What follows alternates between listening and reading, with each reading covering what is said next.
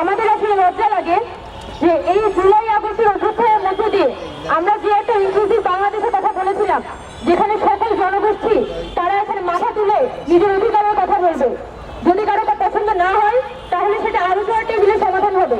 কিন্তু এটা খুবই লজ্জাজনক যে আজকে জুলাই অভ্যুত্থানের মাত্র 5 মাসের মাথায় আমরা দেখতে পাচ্ছি যে শেখ হাসিনার আমলে যেভাবে করে ট্যাগিং দিয়ে রাজনীতি হতো, যেভাবে করে অনবরত ছাত্রলীগ একটা পক্ষকে মেরে, আন্দোলনকারীদের মেরে নিজের মাথায় ব্যান্ডেজ লাগিয়ে তারা হাসপাতালে ভর্তি হয়ে যেত, একই দৃশ্যের পুনরাবৃত্তি হচ্ছে।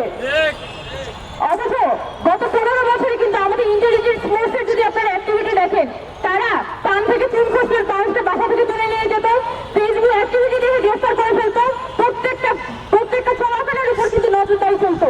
কিন্তু আজকে বাংলাদেশে কিন্তু যা তা পরিস্থিতি, কিন্তু আমাদের গোয়েন্দা সংস্থার কোনো ধরনের অ্যাক্টিভিটি আমরা দেখতে পারি না।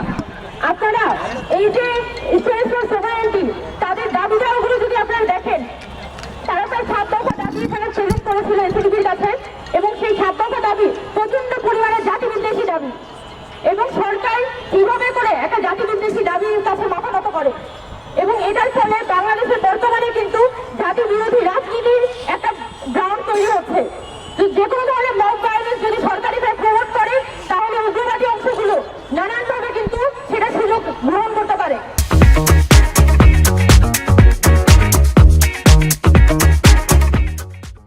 তো আমরা স্পেসিফিক্যালি বলতে চাই যে যারা এই নতুন বাংলাদেশে এসে স্ট্যাম্পের গায়ে জাতীয় পতাকা লাগিয়ে সেই জুলাই অভ্যুত্থানের আমাদের যে একটা ডিজাইন ছিল যে আমরা বাংলাদেশের পতাকা মাথায় বেঁধে, আমরা বাংলাদেশের পতাকা গায়ে বেঁধে হচ্ছে রাস্তায় হাঁটতাম, সেটাকে এখন নানানভাবে ব্যবহার করে নিজের যে এজেন্ডা সেগুলো বাস্তবায়নের চেষ্টা করছে।